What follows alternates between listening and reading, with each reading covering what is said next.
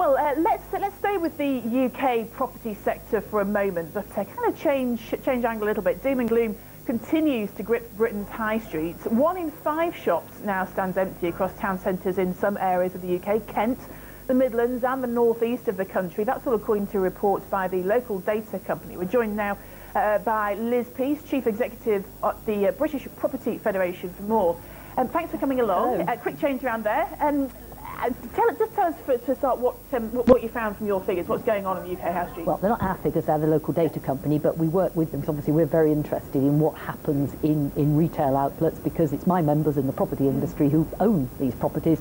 They don't make them any money if they've not got an occupier in them. So we want retailers to be strong. I mean, what we're seeing is still a very high vacancy rate. I mean, across the country it's about 12.8%, but then there are these particular hot spots or cold spots, whichever way you look at it. You know, so places like Wolverhampton, we're seeing 23.9% of the outlets there are actually vacant. Margate, 27.2%. You know, so that is over 1 in 5. And I think the reason for this is not just the recession, it's because we've got a recession that's coinciding with changing shopping patterns. You know, the internet is making a huge impact. We've never had that before. We've had recessions, but we haven't had the web. Now you push the two together, and suddenly we're seeing a changing shape of retail, I think.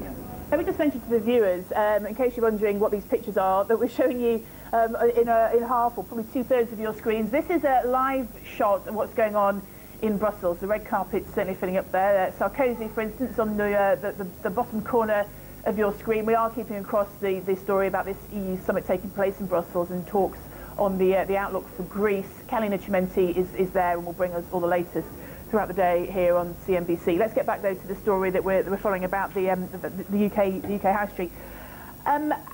What can members like your members, for instance, how are they approaching business differently to try and continue to make money, even when we're looking at quite high vacancy rates in some parts of the country? Well, the property owners can actually sort of do quite a lot, because they try and work very closely with their customers, with the occupiers, so that when the occupiers are in difficulty, they're not going to pull the plug straight away. You know, as far as they can, they find ways of actually mitigating the grief that the occupier is suffering. So looking at changing the phasing of rent, you know, changing the size of the rent, actually giving rent reductions across the board. It's in the landlord's interest to keep the property occupied. So they're trying to be as flexible as possible. What I think we'd also like is, you know, a bit of support from local authorities when we have vacant shops, a bit more flexibility in terms of change of use, perhaps temporary uses. You know, could we actually use the vacant premises for social and economic good, get small startups in, get alternative activities in there? It would also be quite nice to have just a little bit of a helping hand from central government, not a huge amount. You know, let's at least reinstate this empty property rate relief, on which I have talked to your colleagues before. But you know, this is a killer. Once a property is empty, after a short period of time, the landlord ends up paying rates on it, you know, which seems pretty potty. As you mentioned there, that increasingly landlords are giving latitude to tenants on an informal basis. But do you think it might be time that we should look structurally at leaseholds in this country? Because one of the things with upward-only rent reviews, people are on this upward escalator all the time. It doesn't exist in other countries, such as Germany, where you much more see inflation-linked sort of rent reviews. What do you think about that? Well, first of all, I think it would be a dangerous precedent to tamper with contracts that already exist. Retrospective amendment of contracts would be a very damaging thing to happen, and a lease is a contract between two consenting adults. That doesn't mean that the landlord can't actually offer flexibilities. But I think what we're seeing now, structurally, new leases are very, very different. You know, you rarely see upward-only rent reviews.